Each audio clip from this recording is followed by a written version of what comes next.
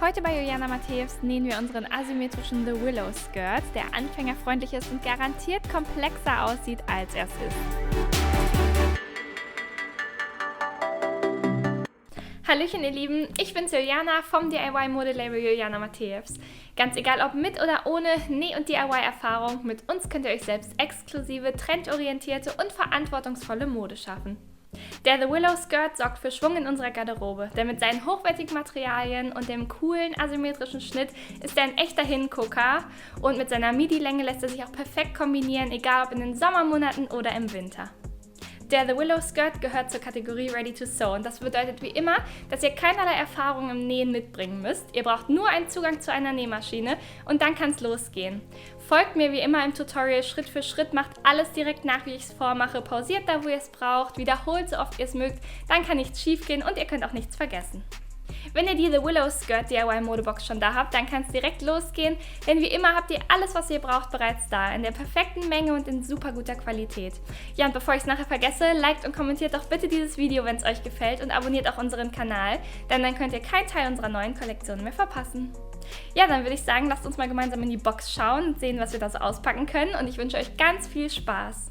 Als erstes haben wir hier Informationen, zum Beispiel zur Pflege, dann natürlich unseren hochwertigen Oberstoff in der richtigen Menge, einen Einlagestoff, das Papierschnittmuster zum Ausschneiden in eurer Größe, einen passenden nahtverdeckten Reißverschluss, recyceltes Qualitätsnähgarn und natürlich das Designed by Us, Made by You Stoffetikett. Als erstes benötigen wir unser Schnittmuster und das falten wir einmal ganz auseinander.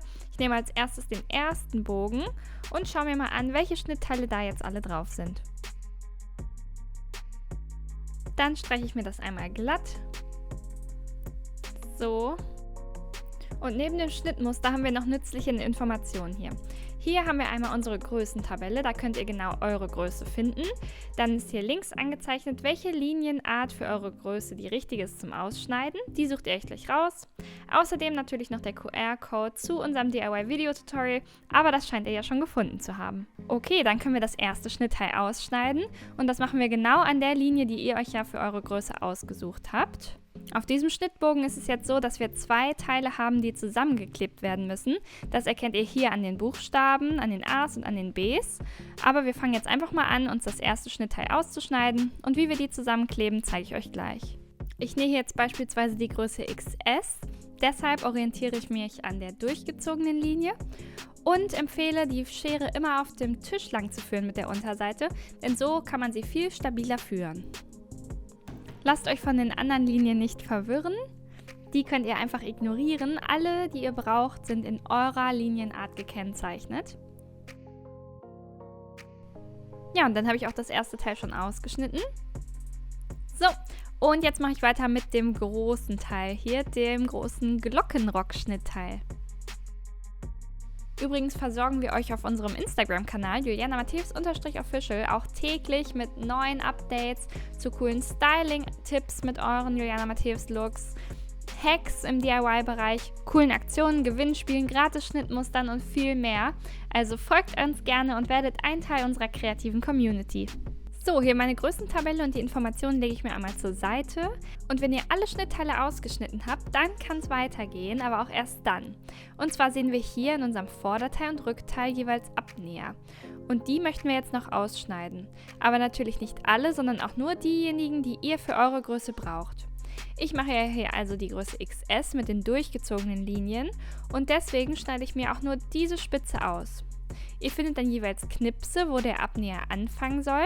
Da setze ich meine Schere an, richte sie zu der Abnäherspitze aus und schneide sie einmal bis in die Spitze aus. Was ich also wegschneide, das ist so eine Art Dreieck und so soll das Ganze jetzt aussehen. Ich habe nur meinen Abnäher ausgeschnitten, die anderen Linien kann ich wieder komplett ignorieren. Ja, und so wie wir das gerade gemacht haben, machen wir das auch noch beim Rückteil, nur dass wir da diesmal zwei Abnäher finden. Ich fange hier wieder bei meinem einen Abnäher an, und zwar an der linken Seite. Schneide hier nur auf meiner durchgezogenen Linie, einmal bis zur Spitze. Mache das auch noch bei der anderen Seite. So, auch hier hilft es wieder, die Schere auf dem Tisch zu führen. Und dann kann ich gleich noch den nächsten Abnäher ausschneiden. Ja, und wenn wir das gemacht haben, dann kann es weitergehen und wir kleben die beiden Teile, die die A und B-Markierung haben, einmal zusammen. Wie genau, das zeige ich euch jetzt. Und zwar werden dafür alle Strecken zusammengeklebt, die immer den gleichen Buchstaben haben. Also wir haben hier einmal die A's, die aneinander geklebt werden. Ich lege mir das dafür einfach an, nehme mir Tesafilm, ziehe das einmal da hoch. Achte dabei darauf, dass keine Lücke ist, aber es auch nicht überlappend ist, sondern wirklich einfach genau aneinander stößt.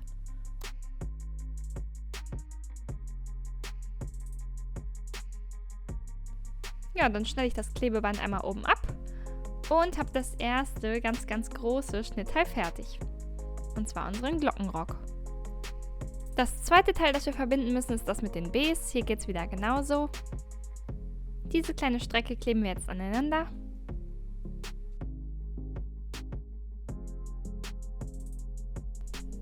Ja, und dann ist unser Schnittmuster in der passenden Größe fertig zum Zuschneiden aus dem Stoff. Damit er nicht einläuft, empfehle ich ihn einmal bei 30 Grad vorher zu waschen, auch gerne mit Schonwaschgang, denn dann läuft er ein, bevor wir ihn verarbeiten und nicht später. In jedem Fall empfiehlt sich dann, ihn einmal trocknen zu lassen und ihn dann anschließend einmal abzudämpfen, damit er wieder schön glatt ist und perfekt zum... Ich stelle mein Bügeleisen dafür einmal so auf Stufe 2,5 ungefähr und stelle den Dampf ein. Und dann werde ich einmal den kompletten Stoff einmal von oben bis unten abdämpfen.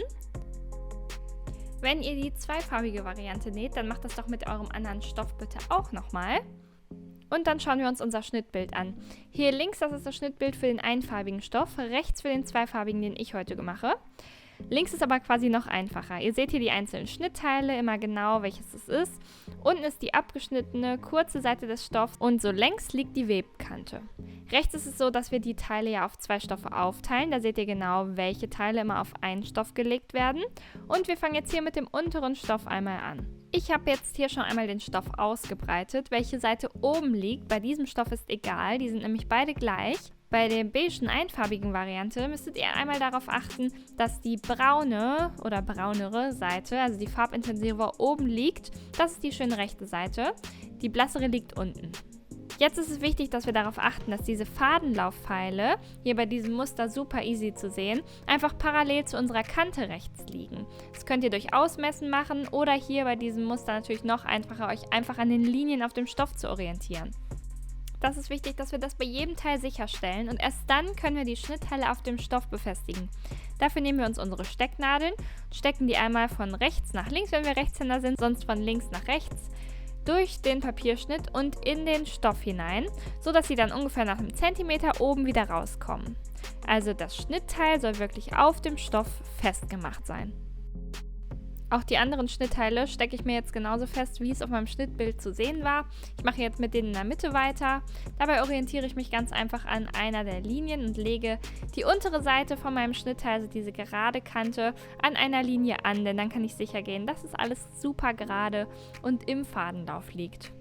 Auch hier stecke ich wieder alles ringsherum fest, immer so in einem Abstand von 10 cm sollte auf jeden Fall eine Nadel stecken. Ich beginne mit den Ecken und halbiere mir dann immer die Strecken, denn dann weiß ich, dass es am glattesten liegt und ich irgendwie keinen Stoff verschlucke oder den Stoff nicht ziehe. Das ist ganz wichtig, weil es soll einfach schön aneinander liegen. Oben mache ich es mir hier auch noch fest.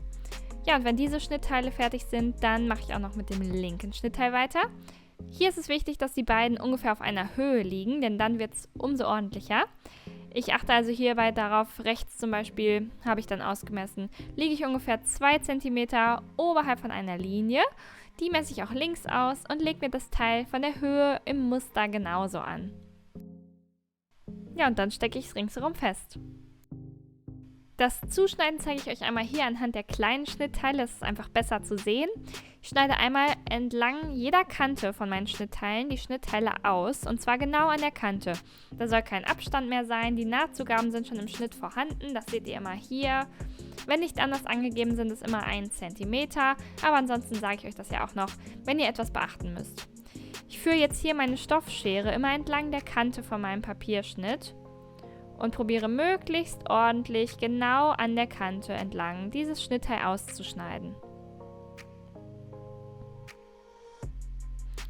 Führt auch hierbei wieder die untere Seite eurer Schere auf dem Tisch entlang, zieht nicht an dem Stoff oder schiebt nicht, lasst es einfach so liegen, so wird es am ordentlichsten.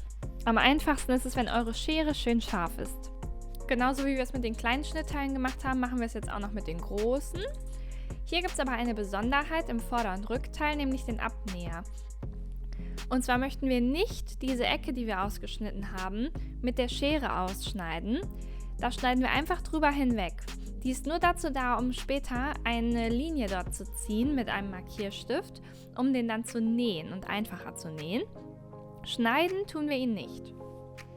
Weiter geht's hier mit dem nächsten Schnittteil. Das schneide ich auch einfach wieder ganz ringsherum aus, so wie wir es kennen, so wie wir es die ganze Zeit schon gemacht haben. Das Einzige, was es beim Rückteil noch zu beachten gibt, ist, dass wir auch hier bei dem Abnähern wieder einfach darüber hinweg schneiden. Ansonsten geht alles genau wie vorher auch. Wenn wir auch den anderen Stoff zugeschnitten haben, wie es auf dem Schnittbild zu sehen ist, markieren wir uns hier immer an diesen kleinen Querzeichen einen Knips. Das heißt, wir gehen mit der Schere nur für so 3-4 mm durch Papier und Stoff. Es sollte nicht weiter sein als wirklich nur die äußerste Spitze der Schere, denn das hilft uns als Orientierungspunkt beim Nähen. Wir suchen jetzt also einmal alle Knipse und markieren uns die, wie ich es hier gerade gemacht habe. Dort, wo ihr mehrere Knipse seht, solltet ihr einmal genau hingucken, denn ihr sollt nur den auf der Höhe markieren, der an eure Linie stößt, die ihr ausgeschnitten habt. Die anderen Knipse könnt ihr einfach ignorieren. Ich markiere mir hier jetzt auch noch die Knipse in meinem ganz großen Schnittteil. Da gibt es zum Beispiel am Saum ein paar Knipse. Und da ist es auch ganz wichtig beim Zuschneiden, dass die schöne dunkle Seite oben liegt.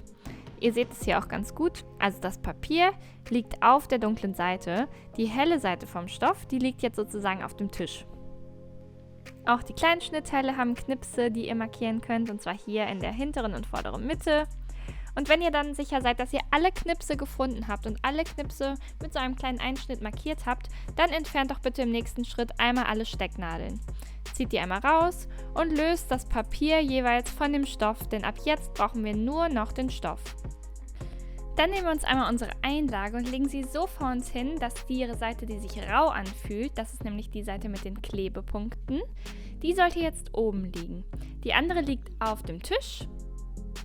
Und dann können wir uns unsere beiden Schnittteile, die wir dafür brauchen, einmal nehmen. Da steht nämlich auf den Schnittteilen drauf, dass man sie einmal aus Einlage zuschneiden soll. Und genau das machen wir jetzt.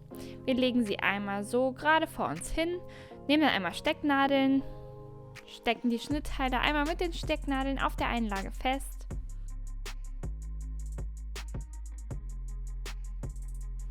Ringsherum wie immer. Ja, und wenn wir das gemacht haben, dann können wir sie ausschneiden. Das machen wir im Prinzip wie zuvor auch.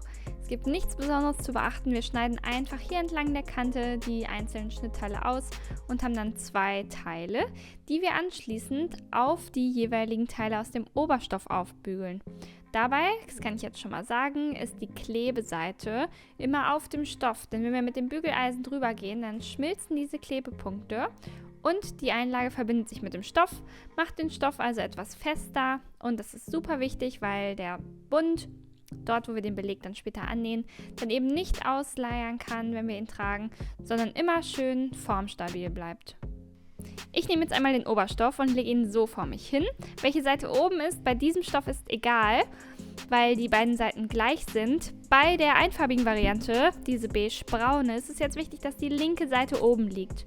Also die hellere Seite liegt oben. Und die dunklere Seite, die liegt jetzt auf dem Bügelbrett. Ja, und dann nehme ich mein Bügeleisen. Ich habe es hier auf einer Stufe von 2,5 wieder eingestellt und bügel hier einmal rüber. An jeder Stelle sollte ich so ungefähr 10 Sekunden sein, sodass auch wirklich die Klebepunkte Zeit haben, um zu schmelzen. Und dann fügt sich das Ganze zusammen, es haftet und wenn ihr das dann mal fühlt, wenn ihr es runternehmt, hat das Ganze schon eine ganz andere Festigkeit. Nachdem wir das andere Teil natürlich auch bebügelt haben und damit fertig sind, also alle Einlageteile jetzt auf einem Stoff kleben, geht es jetzt endlich ran an die Nähmaschine. Ich benutze hier ein Modell von W6, unserem offiziellen Nähmaschinenpartner. Und als erstes werde ich hier einmal das recycelte Qualitätsnähgarn von Gütermann einfädeln. Wenn ihr Probleme habt und nicht genau wisst, wie das geht, dann guckt euch doch nochmal unser Grundlagentutorial an, denn daher zeige ich euch alle Basics. Ich wähle jetzt hier einen Zickzackstich aus mit der Stichbreite von 3,5 und einer Stichlänge von 1,6. So oder ganz ähnlich solltet ihr die Einstellung auch machen. Wenn ihr eine Overlock habt, dann könnt ihr die natürlich auch super gerne zum Versäubern aller Kanten benutzen. Aber ich möchte euch hier zeigen, dass es das nicht mal braucht. Ihr könnt es ganz einfach mit einem Zickzackstich und einer ganz normalen Standardnähmaschine machen. Ich zeige euch einmal das Versäubern hier anhand des kleinen Schnittteils, denn das ist einfach schneller zu sehen und ich kann euch zeigen, wie das mit den Ecken funktioniert. Ich senke als erstes mein Füßchen, also fixiere den Stoff, den ich hier habe, unter dem Nähmaschinenfüßchen. Und zwar soll das so angelegt sein, dass wenn die Nadel gleich ihren Zickzackstich macht, immer rechts, wenn sie einsticht, noch knapp in den Stoff sticht und links sticht sie dann selbstverständlich eben auch in den Stoff. Wichtig ist eben, dass wir uns entlang der Kante jetzt vornähen, denn wir möchten ja, dass die Kante nicht mehr ausfransen kann und dafür ist der Zickzackstich einfach super geeignet. Wenn wir zu einer Ecke kommen, hier zum Beispiel eine Außenecke, ist es wichtig, dass die Nadel einmal unten im Stoff stecken bleibt, wir dann den Nähfuß heben, unseren Stoff einmal drehen und zwar in die Richtung, in die es jetzt weitergehen soll, den Nähfuß senken und dann einfach weiter nähen. Es ist wichtig, dass die Nadel nämlich dabei immer stecken bleibt, damit uns das Ganze nicht verrutscht und wir einfach an der Seite und an der Stelle weiter nähen können, an der wir gerade aufgehört haben. Dann ist es ganz easy.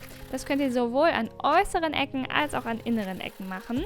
Achtet einfach immer darauf, dass ihr stecken bleibt, den Nähfuß hebt, dann das Nähgut dreht, dann den Nähfuß senkt und dann einfach weiter näht.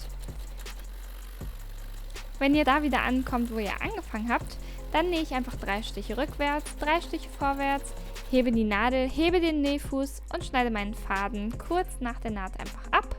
Und dann sieht das Ganze so aus. Ich habe hier einen ordentlichen Zickzackstich gemacht, der eng entlang der Kante geführt wird und so kann hier nichts mehr ausfransen. Hier demonstriere ich es jetzt nochmal zum Beispiel an einer äußeren Ecke und anschließend an einer inneren und ihr werdet sehen, es ist super easy. Hier lasse ich wieder die Nadel stecken, hebe meinen Nähfuß, senke ihn wieder, nähe weiter. Jetzt kommt die innere Ecke. Hier lasse ich meine Nadel auch einfach stecken, drehe meinen Stoff und nähe in die neue Richtung weiter. Ja, und dann würde ich jetzt sagen, versäubert doch bitte mal alle Teile ringsrum, also alles, was ihr zugeschnitten habt, einmal komplett versäubern und dann kann es weitergehen. Und zwar ist der erste Schritt, den wir dann machen, den Abnäher zu fertigen. Dafür nehmen wir uns einmal unser Vorder- und Rückteil von unserem Rock vor. Und zwar legen wir das jetzt so rum hin, dass wir unser Schnittmuster falsch rum auflegen können.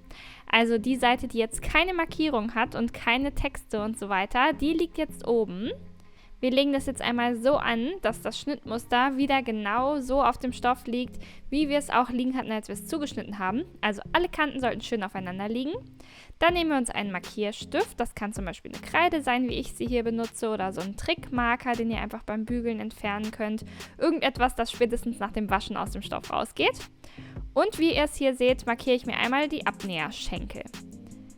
Das brauchen wir, weil es uns gleich als Markierung zum Nähen dient. So sollte das jetzt also aussehen. Diese beiden Linien brauchen wir hier. Nach dem Markieren kann es jetzt mit Stecken weitergehen. Und zwar falten wir den Abnäher einmal so hier nach oben, sodass beide Linien, die wir gerade gezogen haben, aufeinander liegen. Das macht es einfacher, wenn wir hier mit einer Stecknadel in die eine Linie einstechen. Ich mache das 1 cm von dem linken Rand entfernt. Und auch durch die andere Linie steche. Ich zeige euch das einmal.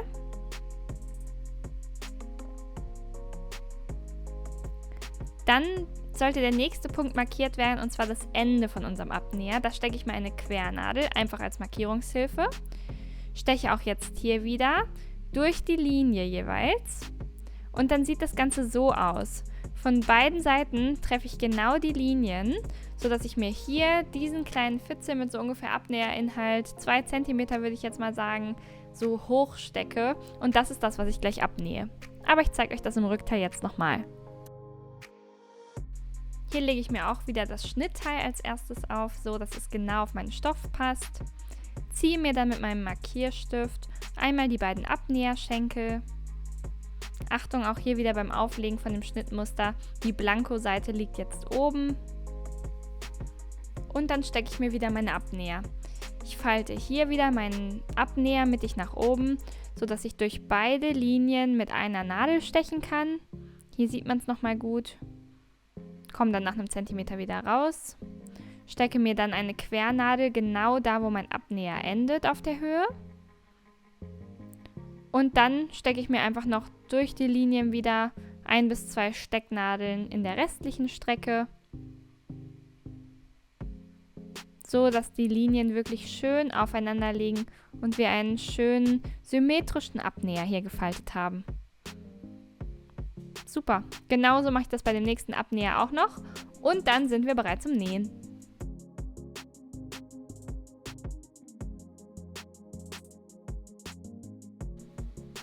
Und zwar fangen wir jetzt immer an der oberen Seite an und nähen zur Abnäherspitze.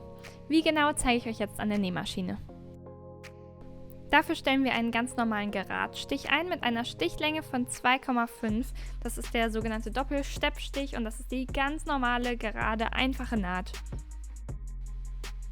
Wir fangen ganz oben an zu nähen, senken da unseren Nähfuß und wir möchten jetzt genau auf der Linie nähen, die wir uns gezogen haben.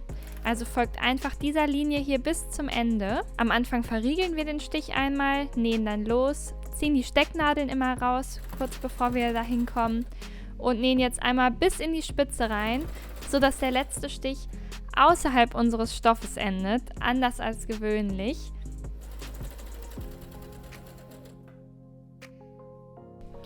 Dann heben wir einmal unseren Nähfuß und die Nadel, schneiden den Faden noch nicht ab, sondern ziehen unseren Stoff einmal weg und schneiden den Faden dann so ab, dass mindestens noch 10 cm jeweils vom Ober- und Unterfaden an unserem Stoff hängen.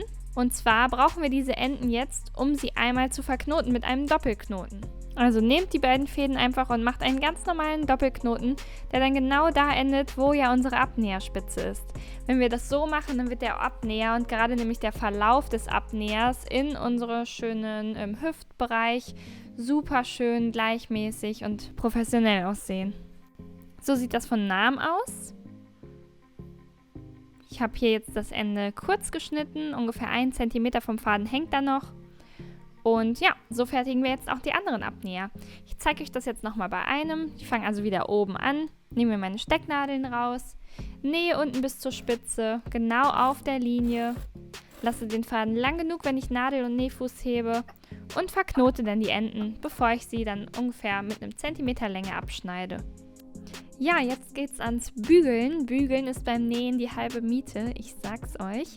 Als erstes müssen wir hier einmal über das Weggesteppte vom Abnäher bügeln, also wirklich nur den oberen Teil hier, um den Abnäher gleich möglichst flach zu haben. Dann legen wir uns das so einmal vor uns hin und bügeln das Ganze immer zu der kleinen Seite von unserem Rock. Also immer dahin, wo die ganz kurze Seite, die ganz kurze Seitennaht zu sehen ist. So wie ich das hier gerade vormache. Dabei ist wichtig, dass ihr jetzt nirgendwo irgendwie unerwünschte Falten einbügelt, sondern wirklich nur dieses Läppchen, was wir da gerade genäht haben, umbügelt. Soll auch kein Stoff von der anderen Seite verschluckt werden. Bügelt das einfach um, so wie ich es hier zeige. Gerne auch mit Dampf. Ja, dann dreht es noch einmal um. Dann sieht das Ganze so aus. Bügelt auch da nochmal drüber. Dann legt sich das Ganze schön flach. So, bis unten hin zur Spitze. Zieht das ruhig ein bisschen auseinander. Ja, und macht bitte genau das auch noch bei dem anderen Abnäher, wenn ihr es noch nicht gemacht habt. Also bei 3 Stücken haben wir das jetzt gemacht. Und dann nähen wir jetzt den Reißverschluss ein. Dafür brauchen wir hier einmal den Knips, also falls ihr den irgendwie nicht mehr habt, weil ihr den beim Versäubern irgendwie nicht mehr sehen habt können, dann markiert euch den noch einmal bitte mit einem kleinen Einschnitt und nehmt euch euren nahtverdeckten Reißverschluss dazu. Zieht den einmal auf und legt ihn jetzt auf euer Rückteil, also das mit den 2 Abnähern. Und zwar so, dass die äußere Seite des Reißverschlusses, also die mit dem Nupsi außen, unten liegt. Wir legen ihn so an, dass die Stoffkante an unsere Kante von unserem Stoff des Rockes stößt und die Zähnchen sollen 1 cm von der linken Kante hier, also der oberen Taillenkante, anfangen. Dann stecken wir den Reißverschluss auf unserem Stoff fest, einmal hier oben, dann ein kleines Stück weiter, so dass beides, ohne irgendwie zu ziehen und das auszudehnen, schön glatt aufeinander liegen. Wieder ein kleines Stück weiter. Können immer so 5 cm zum Beispiel dazwischen sein. Je mehr Stecknadeln, desto leichter wird es dann beim Nähen. Und hier sieht man dann nochmal unseren Knips. Da soll unsere Naht gleich aufhören. Und da stecken wir uns jetzt nochmal unsere letzte Nadel.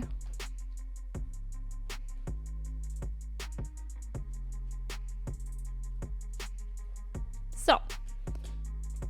Und diese Strecke, also von oben bis hier zum Knips, wollen wir nähen. Dann sieht das Ganze später so aus. Man kann es sich schon ganz gut vorstellen. Hier deswegen auch der kleine Kontrollblick. Und dann geht es an die Nähmaschine. Da brauchen wir einmal unser nahtverdecktes Reißverschlussfüßchen. Das setzen wir jetzt einmal ein und entfernen dafür unseren Standardnähfuß, den wir bis gerade benutzt haben. Das geht bei allen Nähmaschinen ähnlich. Guckt da sonst nochmal bei euch in die Bedienungsanleitung. Normalerweise hat man aber so einen kleinen Hebel, den man einfach betätigt. Dann kann man das Füßchen abnehmen, schiebt das andere Füßchen darunter, geht mit der Öffnung, mit der Rille genau hier in das Stäbchen und ja, dann ist das Ganze eingesetzt. Wer dazu noch weitere Erklärungen braucht, schaut auch wieder hier gerne unser Grundlagentutorial. Da zeige ich das nochmal ausführlich. Wir legen jetzt den Nähfuß also so an, dass hier die Zeile mit den kleinen Zähnchen vom Reißverschluss genau in die linke Rille unter dem Nähfuß gleitet. Wir fangen ganz oben an zu nähen, nähen ein paar Stiche rückwärts. Und ihr könnt es auch so ein bisschen aufrollen und darauf achten, dass wirklich die Zähnchen hier in die linke Rille geführt werden. Ja, und dann nähen wir einfach geradeaus weiter. Automatisch nähen wir jetzt immer ganz knapp unter diesen Zähnchen, weil es eben automatisch aufgerollt wird. Und so kommen wir zu einem ganz schönen Ergebnis, was auch noch dazu super einfach war. Ich nehme mir die Stecknadeln immer raus, wenn ich zu einer komme beim Nähen. Nähe dann einfach weiter. Und hier möchte ich jetzt auf der Höhe von meinem Knips, den ihr hier rechts seht, aufhören zu nähen. Genau da. Da verriegel ich jetzt, hebe Nadel und Nähfuß, schneide meinen Faden ab. Ja, und dann ist die erste Seite komplett fertig eingenäht. Ja, und dieser Nähfuß, der extra für nahtverdeckte Reißverschlüsse gemacht ist, ermöglicht es uns eben hier super gerade unterhalb der Zähnchen zu nähen. Und ja, wenn man das dann später umklappt, also sich vorstellt, wie es dann von außen aussieht, ist der Reißverschluss tatsächlich kaum noch sichtbar. Jetzt kommt noch die zweite Seite dazu. Wir nähen den Reißverschluss jetzt an unser Vorderteil. Das Ganze soll so aussehen. Ich lege mir den Reißverschluss jetzt so hin, als ob ich ihn von der rechten Seite aus sehen möchte. Ziehe dann hier den Reißverschluss einmal ein Stück zu. Also ihr seht, wir haben jetzt die rechte Seite vom Stoff jeweils oben. Ich lege dann hier wieder rechts auf rechts meinen Stoff an den Reißverschluss, also an die Kante an. Dann nehme ich mir das beides zusammen und drehe das einmal um, sodass die Seite mit dem Reißverschluss oben liegt. Habe aber nichts weiter verändert. Die Zähnchen oben sollen wieder 1 cm von der oberen Kante entfernt starten. Das heißt, der Stoff vom Reißverschluss ragt hier ein bisschen drüber hinaus. Ja, mache ich mir das hier wieder fest mit meinen Stecknadeln. So.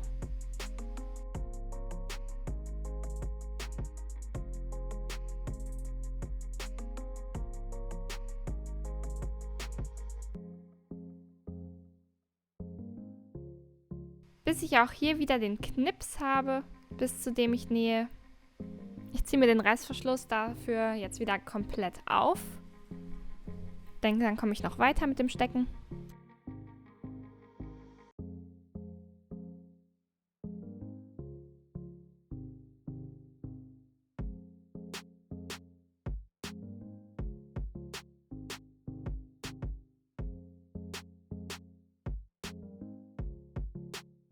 Genau da. Ja, und dann ist das hier die nächste Strecke, die ich nähe. Man sieht, wir gucken jetzt sozusagen von der linken hinteren Seite auf den Reißverschluss drauf. Also die schöne Seite des Reißverschlusses liegt auf der schönen Seite von unserem Vorderteil. Und wir nähen es genauso wie eben, nur dass wir jetzt ja bei der unteren Seite bei unserem Reißverschluss anfangen. Und zwar wieder auf der gleichen Höhe von unserem Knips. Ich ziehe mir dafür meine Stecknadel raus und möchte jetzt wieder die Zähnchen durch die linke Rille führen. Ihr könnt gucken, dass ihr euch das schon mal so ein bisschen hinlegt, vielleicht so ein bisschen aufrollt, so wie ich es hier mache. senke dann den Nähfuß also. Dann benutze ich das Handrad, um die Nadel langsam nach unten gleiten zu lassen und in den Stoff einstechen zu lassen. Dabei achte ich darauf hier, dass die Zähnchen wirklich genau in der Rille verlaufen. Ja, wenn ich das gemacht habe, fange ich an zu nähen. Nähe vorwärts, nähe ein paar Stiche rückwärts zum Verriegeln und dann nähe ich vorwärts und zwar bis zum Ende des Reißverschlusses.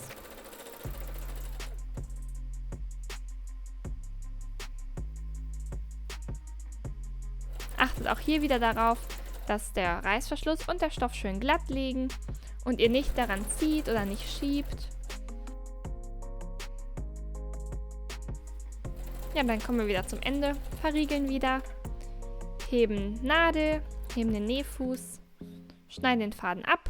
Dann können wir das Teil immer schön vor uns hinlegen, ziehen den Reißverschluss zu, gucken, ob alles geklappt hat. Dann sollte es so aussehen. Wir sehen ihn also kaum noch. Und jetzt möchten wir die restliche Seitennaht schließen, also den Bereich unterhalb des Reißverschlusses, hier. Dafür legen wir die Teile wieder einmal rechts auf rechts. So. Ihr könnt das so machen, dass ihr links jetzt den Reißverschluss habt. Da fangen wir nämlich an zu nähen. Dann lege ich mir hier unten einmal die Saumkante aufeinander. Sehe, dass die Strecke hier genau passend ist zusammen. Stecke mir unten am Saum eine Stecknadel, damit das nicht verrutscht. Dann halbiere ich mir die Strecke als nächstes. Stecke da die nächste Stecknadel.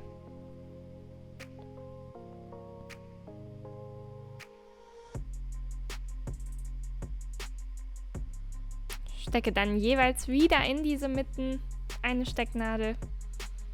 Das ist ganz wichtig, denn so stellen wir sicher, dass die Stoffe genau aufeinander liegen und nicht irgendwie sich verschieben oder man dann an dem einen ein bisschen ziehen muss. Die sollen möglichst glatt aufeinander liegen.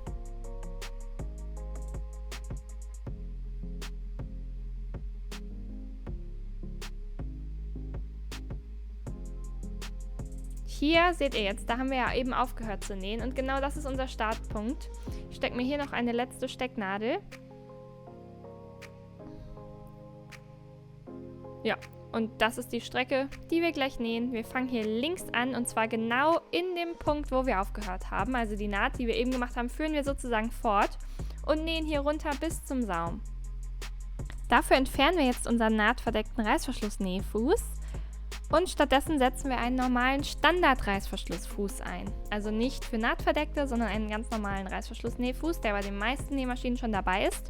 Und wir befestigen ihn auf der rechten Seite. Denn da kann man sich ja immer entscheiden, ob links oder rechts. Wir nehmen die rechte Seite, damit wir nämlich hier auf der rechten Seite keinen Nähfuß haben, der uns hindert. Denn wenn wir ihn so einstellen, können wir direkt, ohne dass etwas im Weg ist, den Nähfuß senken, die Nadel dort einstechen lassen, wo die Naht eben endete. Das mache ich auch hier wieder vorsichtig mit dem Handrad. Dann achte ich darauf, dass der Reißverschluss selbst hier nicht mit in die Naht eingenäht wird, sondern er schön hier rechts rausguckt, denn den möchten wir natürlich dann von der äußeren Seite nicht sehen. Ich verriegle wieder am Anfang und nähe jetzt im Abstand von 1 cm von dem Einstich der Nadel bis zur äußeren Kante rechts eine gerade Naht bis zum Saum unten. Dort angekommen verriegle ich wieder, nähe bis zum Ende, hebe Nadel, hebe den Nähfuß, schneide mir den Faden ab und habe den Reißverschluss jetzt komplett fertig. Herzlichen Glückwunsch! Wie immer folgt auf so eine tolle Nähtat das Bügeln. Hier bügeln wir als erstes einmal von der linken Seite unsere Naht ein bisschen glatt und platt, bis dort oben, wo wir angefangen haben. Benutzt auch gerne wieder Dampf. Als nächstes falten wir uns die Nahtzugabe einmal auseinander und bügeln da noch einmal drüber. Denn dann wird die Naht von außen am glattesten und am schönsten werden. Das ist auf jeden Fall zu empfehlen. Auch hier gerne wieder mit Dampf.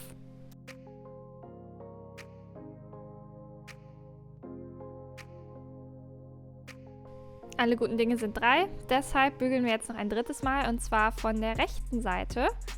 Und da bügeln wir die Naht einfach noch einmal platter und gehen hier auch sogar über den Bereich von dem Reißverschluss. Drückt da nicht zu doll auf und schaltet das Bügeleisen hier auch nicht auf die größte Hitzestufe. Geht dann nur vorsichtig rüber.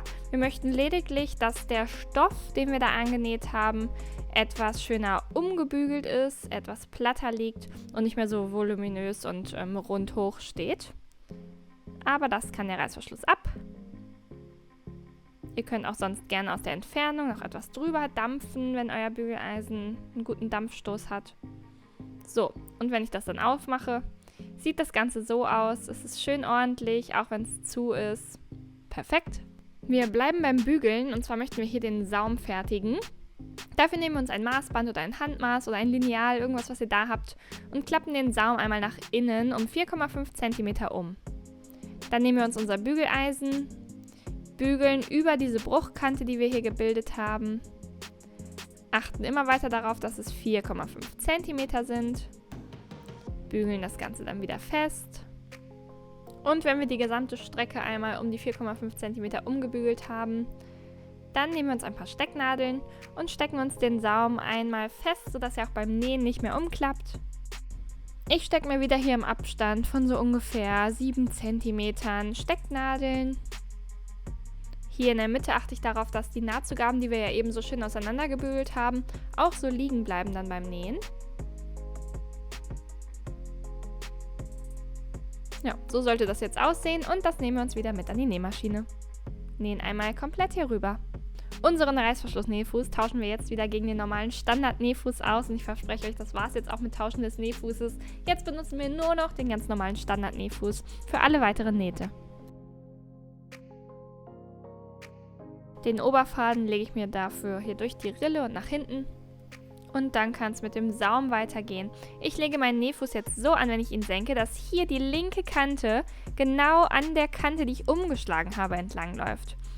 Das heißt, das sind so ungefähr 0,7 oder je nachdem wie breit unser Nähfuß ist, 0,5 bis 0,7 cm Abstand von der Kante. Und dann nähen wir jetzt einfach parallel zu einmal hier ganz entlang. Vom Anfang, wo wir verriegeln, über unsere Seitennaht hier, wo wir nochmal darauf achten, dass die Nahtzugabe schön auseinander liegt, wenn wir drüber nähen. Ja, und dann bis zum Ende, wo wir dann anschließend wieder verriegeln.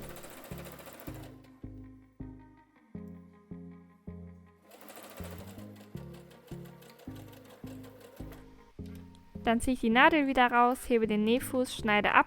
Ich habe hier übrigens einen automatischen Fadenabschneider, deswegen seht ihr das bei mir nicht. Ihr könnt aber natürlich einfach den Ober- und Unterfaden immer knapp nach dem Nahtende abschneiden und den Rest einfach hängen lassen bei eurer Nähmaschine. Ja, und dann sieht das so aus.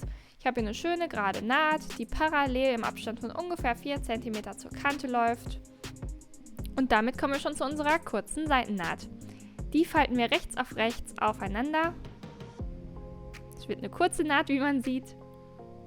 Stecken wir uns da 2 Stecknadeln rein. Im Abstand von einem Zentimeter wieder zur Kante.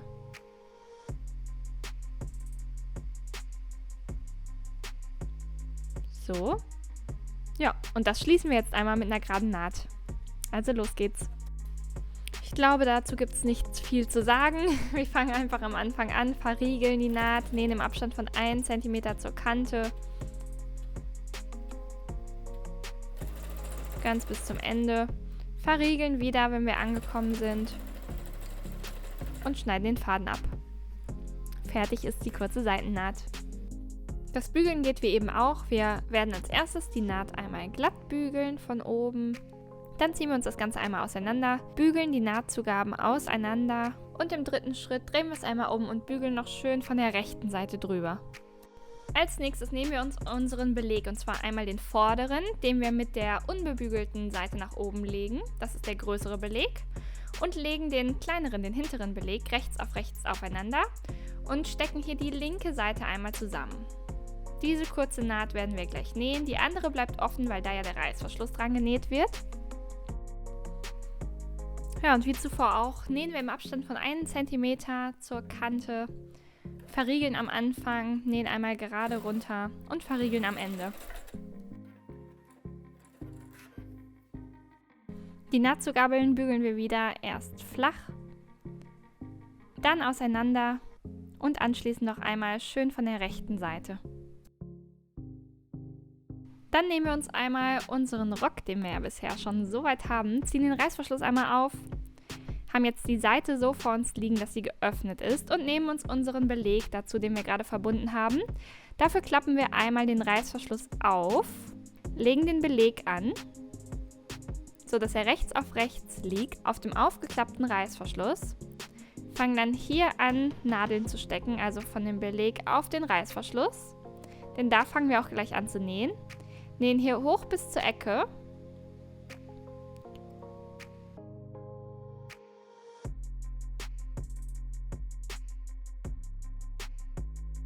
Und machen dann oberhalb der Zähnchen weiter nach rechts. Wir nähen da also eine Ecke und nähen hier rechts weiter. Also ihr seht es hier nochmal. Wir fangen an, nähen links von den Zähnchen hoch, oberhalb der Zähnchen rüber. Und das nächste, was ich hier stecke, ist die Seitennaht. Da sollen die beiden Nähte genau aufeinandertreffen. Die lege ich mir schön hin und stecke dann eine Quernadel 1 cm von der Kante entfernt durch die Naht durch die andere Naht durch, auf die sie treffen soll. Und dann stecke ich mir die Nadel einmal schön nach oben durch, sodass sie quer gesteckt ist. Ihr seht es hier. Ich bin genau durch beide Nähte durch und stecke es mir fest.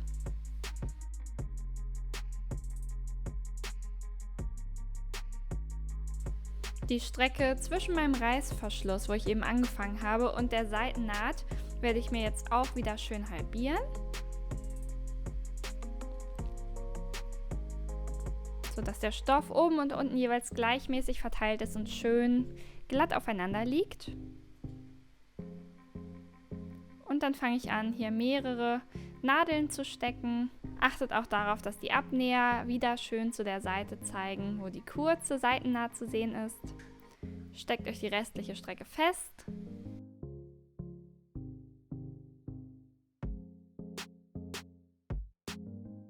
Und dann machen wir auf der anderen Seite weiter. Und zwar jetzt einmal wieder beim Reißverschluss. Das machen wir genauso wie eben, nur spiegelverkehrt. Wir klappen den Reißverschluss wieder auf, legen hier unsere Ecke einmal drauf.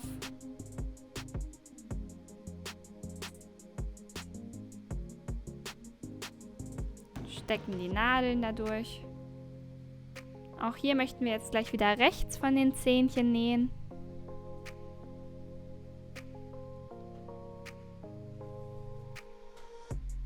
Und die restliche Strecke passt auch wieder genau aufeinander und wird jetzt wieder festgesteckt.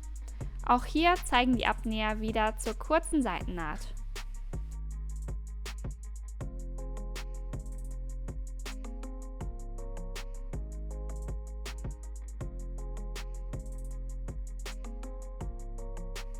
Diese gesamte Strecke werden wir jetzt nähen.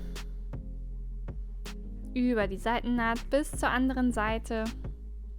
Aber es wird nicht schwer, ich verspreche es. Hier kann man schon mal einen kurzen Kontrollblick drauf werfen. Natürlich sollen die schönen Seiten dann später außen zu sehen sein. Und dafür fangen wir jetzt hier an. Wenn wir nähen, dann sollten wir unseren Nähfuß so ansetzen, dass die Kante von unserem Nähfuß wieder an der Kante von unserem Nähgut entlang geführt wird. Und wir spüren mit den Fingern, dass die Zähne vom Nähfuß links von der Nadel liegen. Also wir möchten jetzt nicht auf den Zähnen nähen und auch nicht die Zähne rechts von der Nadel haben, sondern die sollen links liegen, sodass wir rechts davon unsere Naht machen. Wenn hier eine Nadel kommt, nehme ich sie raus. Ich gucke dann einmal hier, wo meine Zähnchen enden, denn genau darüber möchte ich die Ecke machen.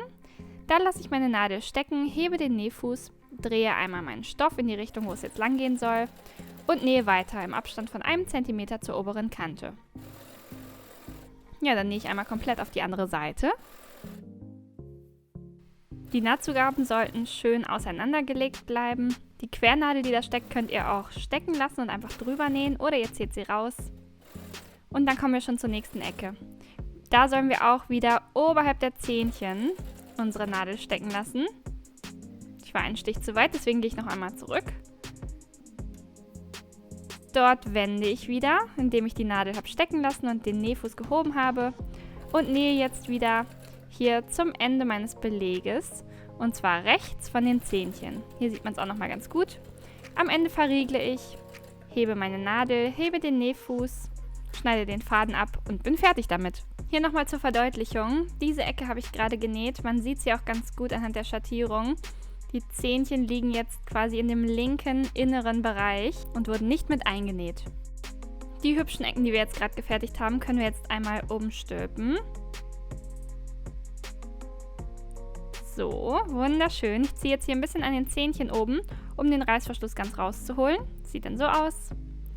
Das Ganze mache ich auch noch auf der anderen Seite.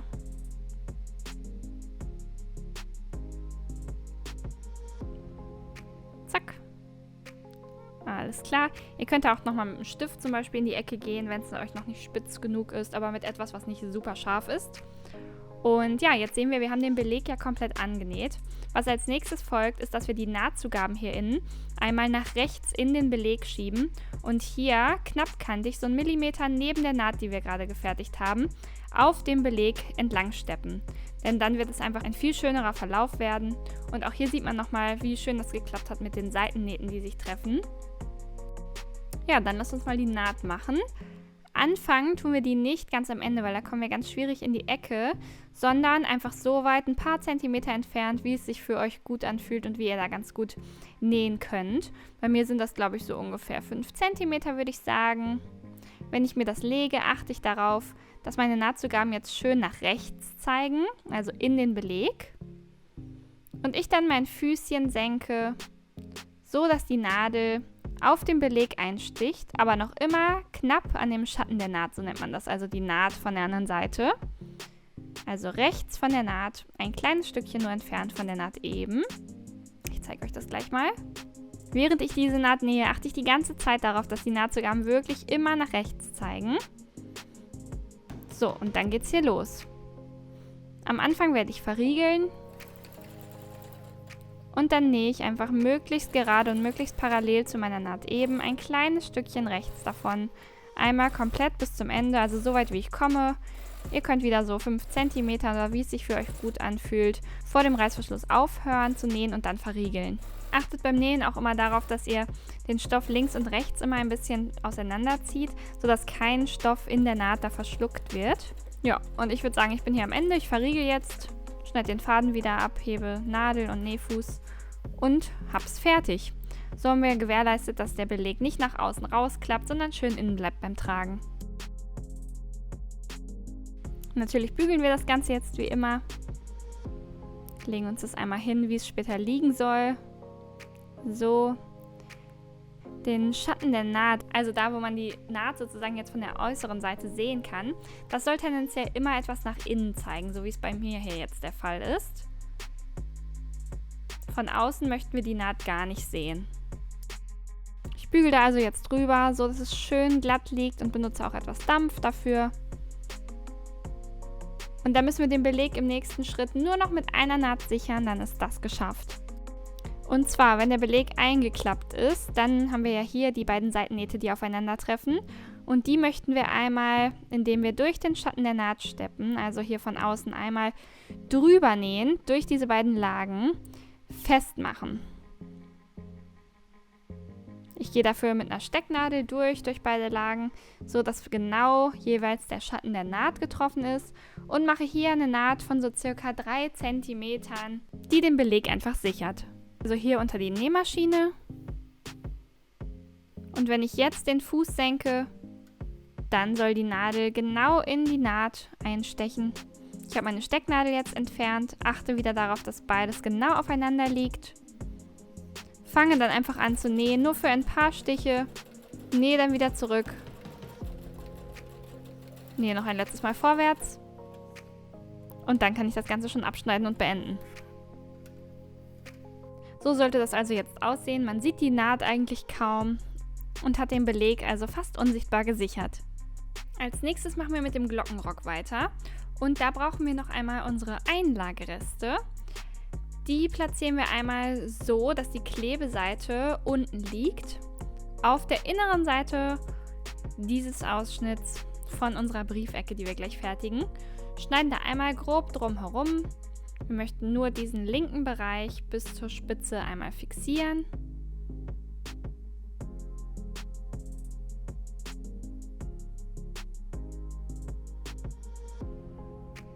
So, perfekt.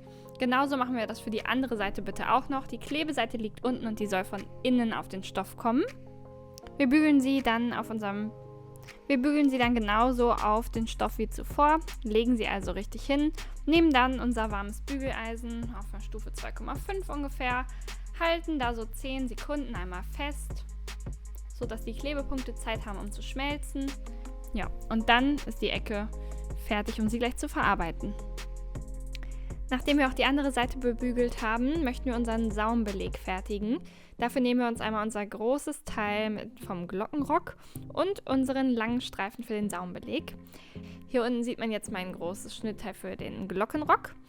Das andere Schnittteil lege ich jetzt so auf, dass diese lange Seite unten genau aufeinander passt. Also die äußere Wölbung soll auch auf die äußere Wölbung kommen. Und dann drehe ich das Schnittteil einmal so nach links, dass die beiden kurzen Kanten jetzt aufeinander liegen. Schaut euch das mal hier bei mir an. Ich stecke mir da einmal 2 Nadeln.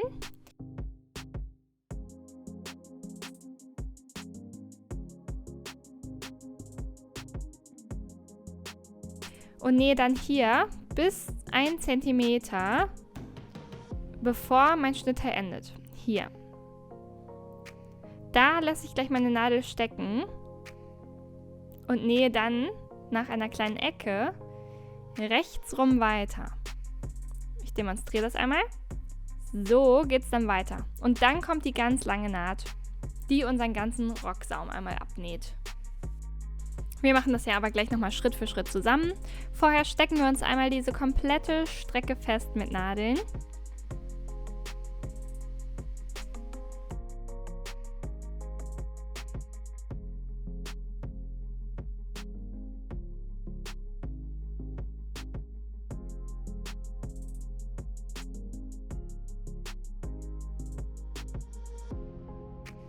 Und wenn ich dann bei der anderen Ecke ankomme, stecke ich mir hier auch wieder bei 1 cm Entfernung von der Kante und hier auch eine Nadel quer, denn da soll meine Nähnadel gleich stecken bleiben. Drehe mir das hier einmal nach rechts rüber, sodass die kurzen Strecken aufeinander liegen. Stecke mir hier eine Stecknadel zur Befestigung und kann jetzt auch noch die restliche Strecke links, die ich zuvor noch nicht gesteckt habe, auch einmal festmachen. Diese lange Naht werden wir jetzt einmal nähen. Wir fangen an, wo wir eben auch mit dem Stecken angefangen haben, bei der kurzen Seite. Und zwar am Ende, also genau bei der Kante. Nehme die Stecknadel raus. Auch hier die nächste an der Ecke nehme ich schon mal raus. So, verriegle am Anfang. Und nähe dann bis 1 cm, bevor ich zur Kante komme. Lasse meine Nadel stecken. Stopp. Hebe dann meinen Nähfuß. Drehe mir das einmal rum, ohne dass ich hier irgendwie eine Falte mache oder so. Guckt einmal mit den Fingern, dass alles schön glatt liegt. Und dann geht es in die neue Richtung weiter. Ab da alles easy peasy, bis wir dann gleich zur nächsten Ecke kommen. Ihr merkt, dafür, dass der Rock so komplex und asymmetrisch aussieht, ist das Nähen eigentlich super einfach und auch wirklich für Anfänger geeignet. Wer jetzt Lust auf noch mehr DIY oder Nähprojekte bekommen hat, schaut doch gerne im Anschluss mal auf unserer Website www.julianamathews.com vorbei. Ich sag's euch, alles ist wirklich ganz einfach, auch wenn ihr die Technik vorher noch nie probiert habt. Ich komme hier zur nächsten Ecke, stoppe wieder 1 cm vor der Kante, lasse die Nadel stecken, hebe meinen Nähfuß und drehe mir das jetzt einmal so, dass ich hier die kurzen Kanten aufeinander legen kann. Und dort nähe ich einmal bis zur Ecke. Da verriegle ich, schneide ab, hebe Nadel und Nähfuß und habe dieses lange Stück gemeistert. Yeah! Diese hübschen Briefecken, so nennt man die, können wir jetzt einfach einmal umkrempeln. Da könnt ihr auch gerne wieder einen Stift oder etwas zur Hilfe nehmen, um die Ecke schön hübsch auszuformen. Aber so sieht das Ganze dann aus. Richtig cool und professionell innen gefertigt und war gar nicht so schwer, richtig? Auf der anderen Seite sieht das Ganze natürlich genauso aus. Auch hier stülpen wir das wieder um. Dafür achte ich immer darauf, dass die Nahtzugaben einmal schön auseinandergelegt werden, denn dann wird die Ecke schön spitz.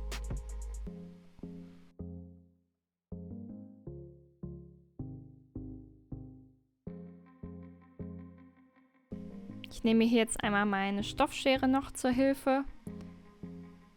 Forme mir das noch etwas spitzer aus. Macht das bitte nicht zu doll, ihr wollt dann nicht durchstechen.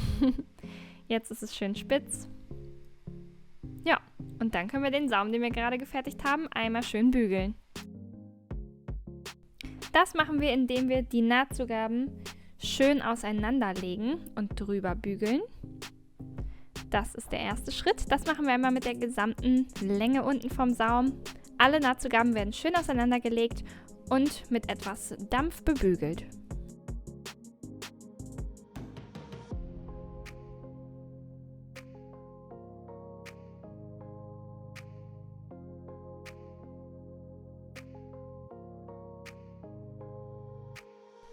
Auch hier bei den Ecken bügeln wir rein, soweit wir kommen. Und bevor wir den Beleg dann einmal umschlagen, als nächstes falten wir den Beleg einmal nach innen um. Mit der Vorarbeit, wobei wir die Nahtzugaben auseinandergebügelt haben, geht das jetzt richtig gut. Und wir dampfen jetzt mal schön komplett über den Saum, sodass wir eine schöne Scharfkante bekommen.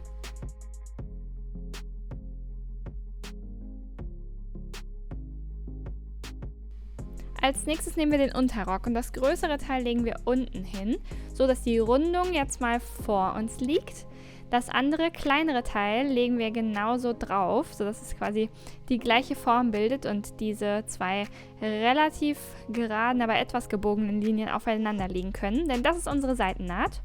Wir drehen das jetzt mal so vor uns hin, dass es beides oben liegt und stecken diese Strecke aufeinander fest. Ich stecke mir also hier die erste Stecknadel links in den Anfang, halbiere mir wie immer so ein bisschen die Strecke und stelle sicher, dass beide Strecken schön glatt aufeinander liegen, wenn ich sie feststecke. Nun nähen wir diese gesteckte Strecke einmal zusammen. Das machen wir genau wie immer.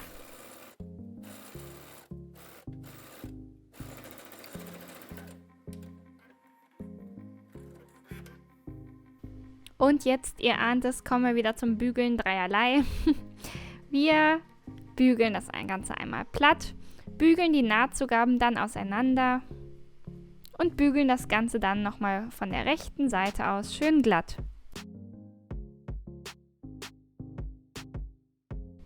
Anschließend legen wir uns das Teil, das wir gerade gefertigt haben, mit der rechten Seite, also dort, wo man die Nahtzugaben nicht sieht, nach oben vor uns hin und nehmen uns dann das große Rockenglockschnittteil dazu und legen es jetzt ebenfalls mit der rechten Seite nach oben. Also Achtung, hier liegt jetzt eine linke Seite auf einer rechten Seite. Beide schönen Seiten zeigen jetzt zu uns. Den Knips, den wir hier in der Mitte finden, den legen wir genau auf die Seitennaht drauf. Gucken hier auch nochmal, dass die Nahtzugaben von unserem Unterrock schön auseinander liegen, so wie wir sie gerade gebügelt haben. Stecken uns das Ganze fest und möchten jetzt einmal die beiden Rundungen aufeinander gleichmäßig stecken, ohne dass irgendwie etwas verschoben oder verzogen wird. Einfach bis dahin, wo der Unterrock dann endet. Denn diese Strecke sichern wir uns jetzt als nächstes mit einer Naht. Das macht den nächsten Schritt dann nämlich etwas einfacher.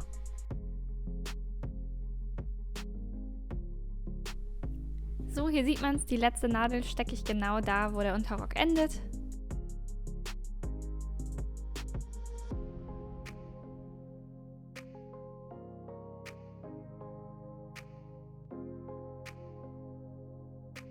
Ja, und wenn ich diese zwei Lagen jetzt verbunden habe, dann bin ich bereit, um diese ganze Strecke, die jetzt gesteckt ist, auch zu nähen. Da fangen wir hier auf der einen Seite an und nähen einmal komplett hier rüber. Also los! Wir fangen also da an zu nähen, wo der Unterrock hier unten endet. Möchten den aber noch komplett mit einnähen. Unser Nähfuß stößt an die Kante rechts von unserem Stoff. Dann verriegeln wir am Anfang und nähen einmal nähfüßchenbreit diese komplette gesteckte Strecke, bis wir wieder da ankommen, wo der Unterrock, also in diesem Fall der hellgraue, dann endet.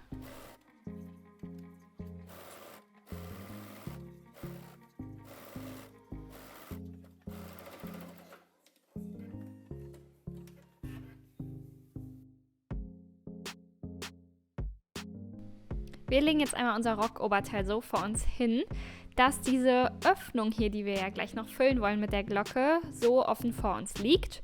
Nehmen dazu unseren Glockenrock und da brauchen wir jetzt einmal unsere Seitennaht. Die Seitennaht legen wir jetzt rechts auf rechts, sodass beide Stoffkanten aneinander liegen, auf die Seitennaht von unserem oberen Teil von unserem Rock und stecken da mal eine Nadel. Das machen wir wieder wie vorhin, sodass wir oben einmal durch die Naht wirklich stechen und auch in der unteren Lage richtig durch die Naht stechen. Wir verbinden hier gerade 3 Lagen miteinander, also die beiden Lagen, die wir ja eben zusammengenäht haben und die eine obere Lage von unserem oberen Teil vom Rock. Ich zeige euch als nächstes, wie das Ganze mit dem Saum gleich wird, denn wie ihr wisst, haben wir ja hier so eine kleine Ecke in unserem Stoff und 1 cm unterhalb von dieser Ecke endet gleich der Teil vom Rock, der jetzt aus einer Lage besteht. Wir können jetzt hier mal langsam die Strecken schön aufeinander legen und sehen dann auch, okay, das passt.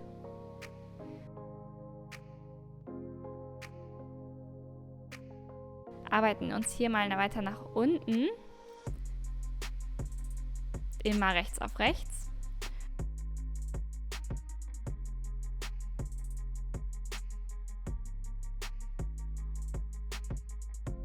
Und dann sieht man, so sollte das Ganze aussehen.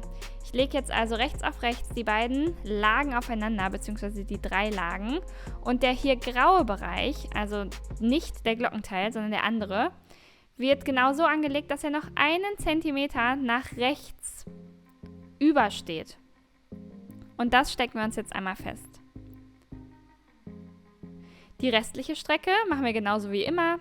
Wir legen die beiden Lagen so, dass sie schön gleichmäßig aufeinander liegen. Das machen wir, indem wir immer wieder die Strecken mit einer Stecknadel halbieren, denn so garantieren wir, dass die Lagen genau richtig liegen und nicht die eine Lage plötzlich total weit nach links oder rechts verzogen wird. Bei unserem Beleg achten wir darauf, dass wir den im Prinzip nicht mit einnähen, nur ganz in der Mitte, hier wo wir die Seitennaht gesteckt haben, da können wir ihn ein kleines Stück mit einnähen, aber da handelt es sich wirklich nur um so 2 cm, nur am äußeren Ende. So, und auch hier auf der anderen Seite zeige ich es nochmal. Die Lagen sind wieder rechts auf rechts gelegt und hier der graue Bereich ragt wieder 1 cm über die Ecke, die wir da haben, hinaus. Und dort stecken wir es wieder fest. Die restliche Strecke verteilen wir wieder gleichmäßig und stecken immer Stecknadeln in die Mitte, dann wieder davon die Mitte und immer so weiter, bis die komplette Strecke gesteckt ist. Ja, und die nehmen wir jetzt auch noch zusammen. Wir fangen hier an bei unserer Ecke, und zwar genau da, wo hier der graue Stoff, also der von unserem oberen Rockteil, beginnt. Der liegt bei mir jetzt unten. Dort verriegel ich. Und nähe jetzt einmal die ganze Naht im Abstand wieder von 1 cm zur Kante entlang, bis ich bei der anderen Seite aufhöre, dort wo ich auch wieder meinen hier grauen Teil, also den oberen Teil des Rocks, 1 cm überlappend am Anfang festgesteckt habe.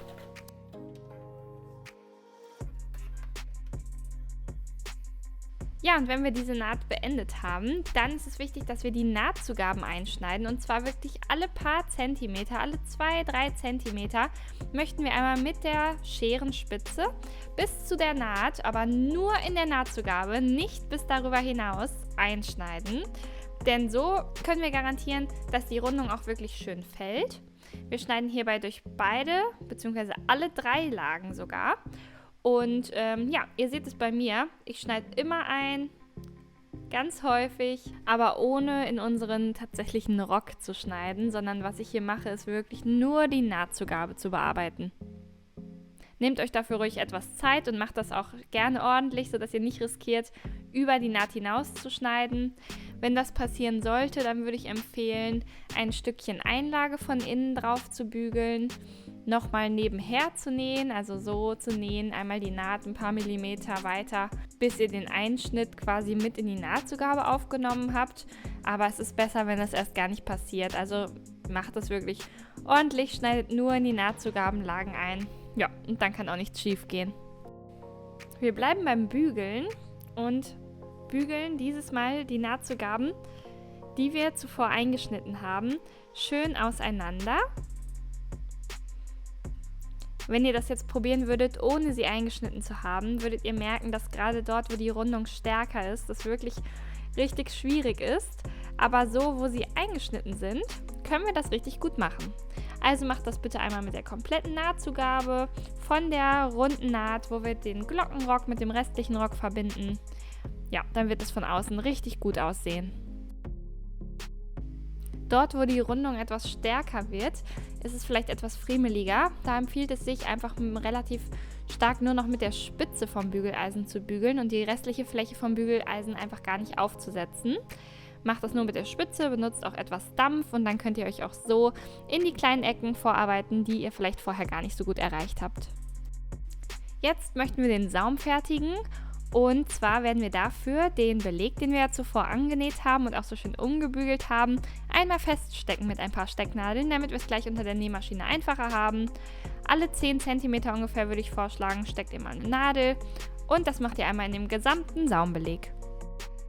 Wir fangen einmal hier oben an zu steppen und zwar genau in einem Verlauf sozusagen mit dem hier angeschnittenen rechten grauen Rockteil. Dann nähen wir auf die Ecke in unserer Nahtzugabe zu. Dann nähen wir in Richtung unserer Diagonalnaht und dann nach einer Ecke parallel zu unserer Saumlinie. Ich zeige euch das hier.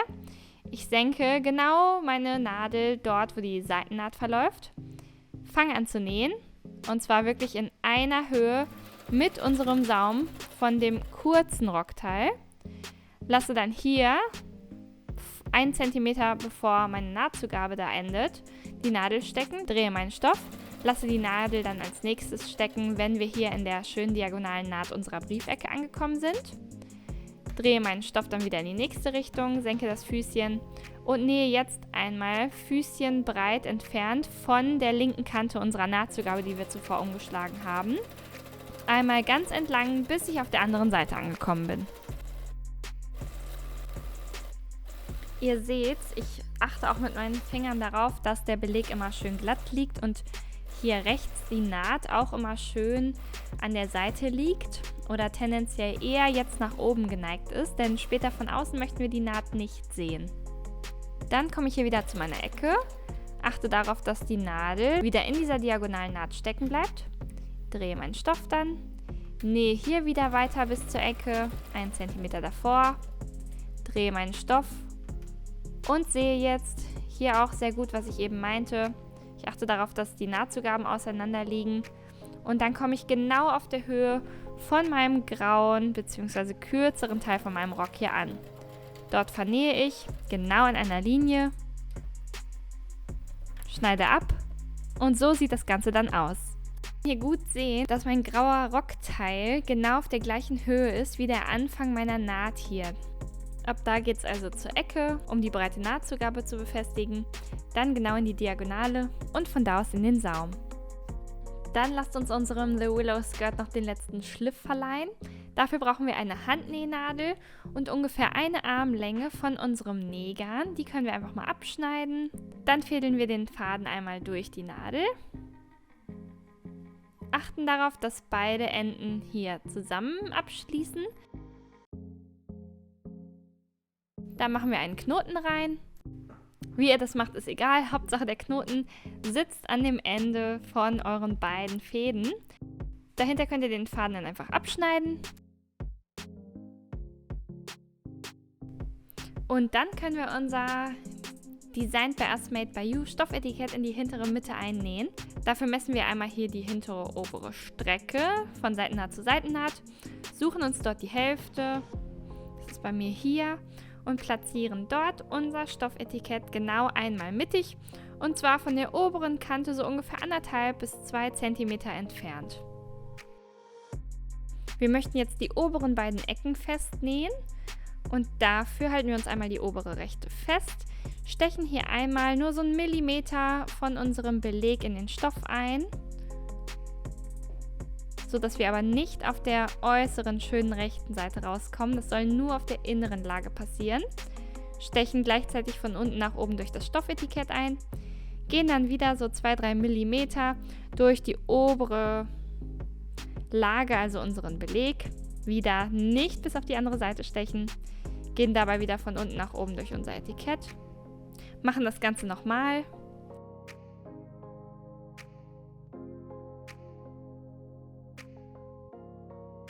Dann gehen wir nur hier oben einen kleinen Fitzel durch, stecken unsere Nadelspitze durch diese Schlaufe, die dann da entsteht, ziehen das fest, stechen dann auf der Stelle ein in den Beleg, kommen so nach 1, 2, 3 cm wieder raus, aber wir haben auch wieder nicht auf die andere Seite gestochen, sondern sind sozusagen nur im Tunnel lang gegangen, schneiden den Faden dann direkt da ab und dann verschwindet er nämlich im Innern. Genau das gleiche machen wir natürlich bei der anderen Seite auch noch, haben aber zuvor wieder einen Knoten in das Fadenende gemacht, stechen dann hier auf der Stelle einmal, gehen von unten nach oben durch unser Stoffetikett, stechen dann wieder in die Beleglage ein und von unten nach oben wieder durch das Etikett, wiederholen das nochmal, nähen dann hier oben wieder auf der Stelle, gehen mit unserer Nadelspitze durch die Schlaufe und gehen dann wieder mit unserer Nadel hier in den Tunnel rein sozusagen, schneiden dann knapp danach ab, ja, und haben das schön ordentlich eingenäht.